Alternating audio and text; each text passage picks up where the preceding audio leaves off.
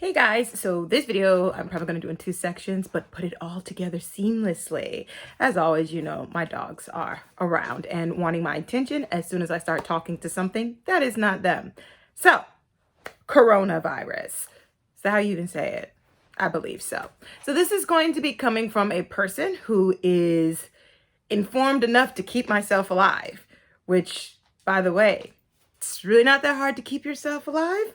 So in Taiwan, everything is pretty much going on as usual. The biggest thing that concerns me as a teacher is that my semester has actually been pushed back in starting because the government just wants to make sure any cases that can develop will develop before, you know, the students go back to school and be around each other. I'm pretty okay with that. I'm half and half. I guess I'm having this better safe than sorry mentality, but because my students are like young adults, you know, teenagers and stuff like that, I kind of feel like, I think they'll take care of themselves, but you know, whatever, it's fine, it's cool. I'm not gonna stop that. So that also means that our semester has been pushed back as well. So that kind of sucks because now my summer break will be shorter. But what can you do? And the other thing is that also my students, just in general, Taiwanese students are pretty clean.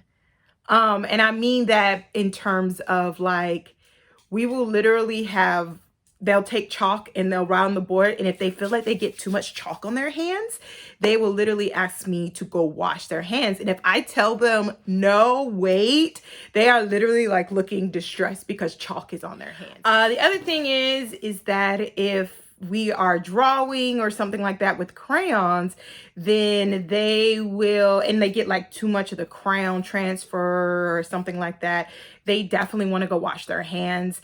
And usually for that type of stuff, I do say, yeah, just go wash your hands really quick because we were all doing a project, you know, related to our book or something today.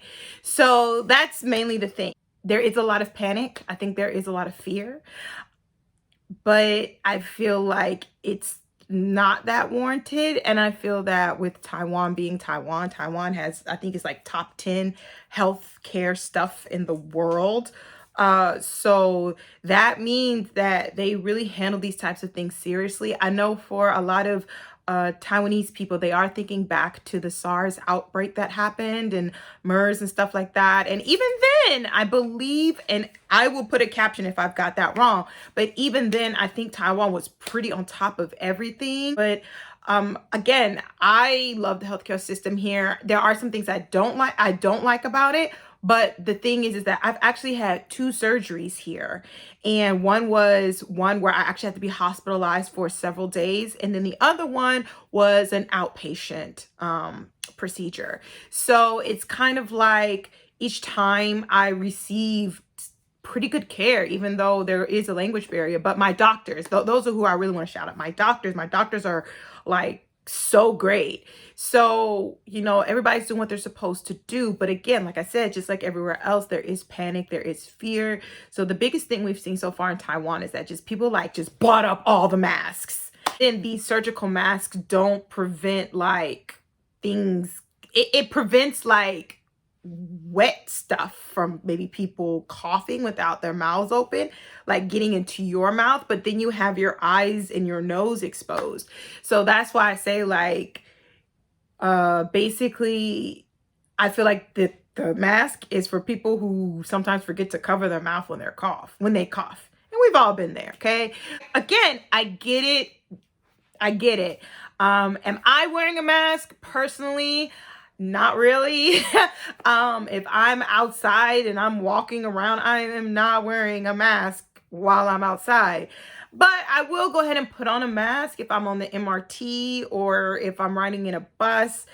But then again, I'm just kind of only doing it because I kind of feel like everybody's judging me for not wearing a mask, if that makes sense. Like I literally messaged my boss and said, hey boss, will the kids get mad if I don't wear a mask while we're teaching? Because those masks are really uncomfortable. The only time I actually wear those masks is if I am, if my sinuses or my allergies are acting up from from when Taiwan is switching temperatures, you know, and sometimes it will kick my allergies up. And so sometimes I'll start just having a random runny nose. And sometimes I'll put that mask on so that I'll just have heat and a steady temperature so that my nose stops running. Like that's the only time I wear a mask. And so, yeah, that's kind of like what I do the mask for. But I just really wear it just because I feel like I don't want people to think I'm nasty. So yeah, and the thing that I have done though is make sure that I do wash my hands when I get home. Like that's it. Like I put some soap on there, wash it for 30 seconds, and then I just keep going. And I do try to be mindful of like, you know, not touching my face while I'm out. Which can be hard. So, but that's the biggest thing I do want to point out is that so far in Taiwan, there have only been 10 confirmed cases. And I definitely want to say that because there is so much fear, you know, there have been over like 500 people running to the hospital thinking maybe they have the coronavirus. And basically, you know, our doctors run the test and they're like, dude, you just have the common cold, or you actually have the flu. Or they have some type of pneumonia, but nobody is actually, there's only been 10 cases where it was legit they had the coronavirus. And so I think this week will definitely be the week where we see like where we are with the virus. So yeah, those are my thoughts. I'm just living my life. The shops are still open. People are still traveling around. I was actually kind of shocked, but yeah, I mean, not with the shops, but like the people just being out and still going about their lives. But again, if you don't know, the culture of being sick here in Taiwan, a lot of times is people still go to work.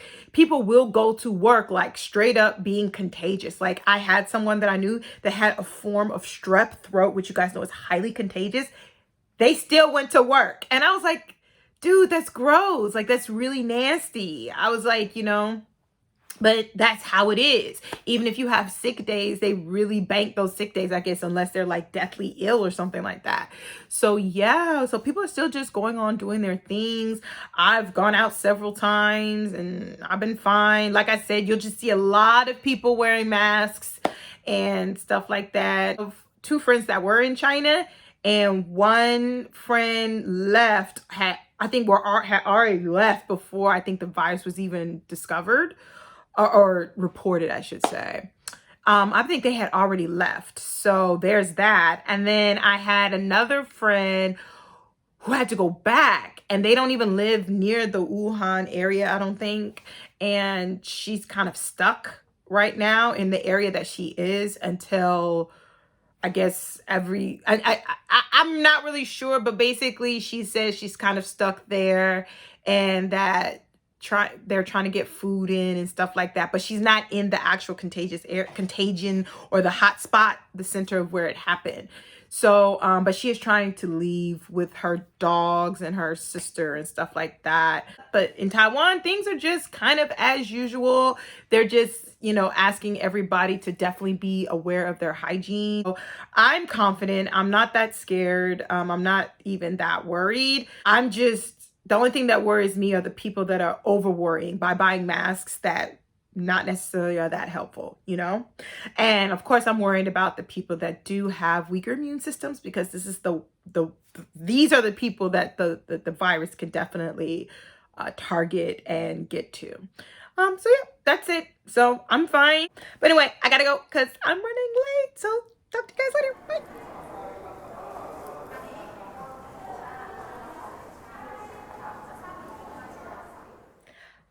Hi guys, so let's go ahead and finish up this video. It has been several days later. It is now Sunday. I'll put the date down here at the bottom somewhere. Basically, at this point, there are 18 confirmed coronavirus cases.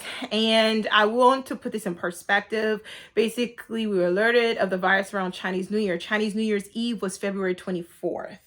And it is now 2 weeks later, going on 3 weeks, and we only have 18 cases.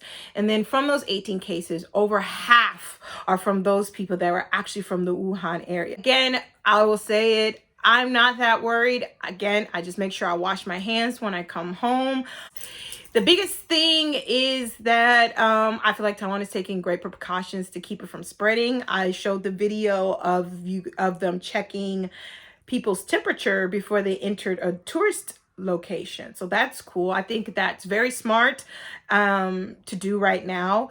There was some controversy because at first the WHO, World Health Organization, was not really communicating with Taiwan, but I believe I was told that they are going to start talking with Taiwan. So again, I feel relatively safe. I did not mention it before. There is a mask rationing. So the government, to quell people from hoarding masks or trying to buy masks and then sell them, mark them up, playing on people's fear, what the government has done is say that look at your ID number, and on this day you can go to an NHI, National Health Insurance approved pharmacy, and you can buy some masks, and you could only, I think, get two, I think, and that's it. And that's how they are keeping people from like hoarding and stockpiling or trying to take advantage of people by upselling masks. Other than that, we're all just, trucking along. Again, I cannot say that enough. We are all trucking along. We are all going about our businesses. Nothing has been closed. We still have food coming in. I have some packages coming in within the next week and a half, 2 weeks. So things are fine. I'm trucking along. I'm fine. I'm still healthy. I'm doing okay. I'm just living my life. So that's it. That's all I got. So I'll talk to you guys later. Bye.